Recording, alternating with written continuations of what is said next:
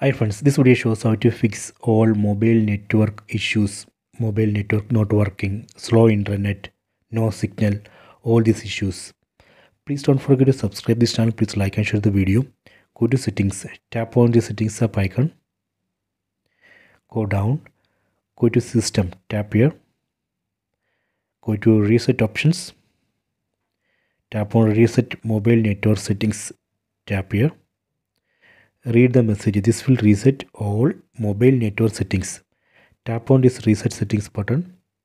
Again tap on this reset settings button. Done. See the message. Network settings have been reset. This reset operation is safe. It will not delete any data from your phone. It will not delete your photos, videos, contacts, anything. It just reset only mobile network settings. After this reset operation, you can go back. Then check your mobile network. That should work. So this way we can reset mobile network settings and fix all mobile network issues. I hope you have enjoyed this video. Please subscribe this channel. Please like and share the video.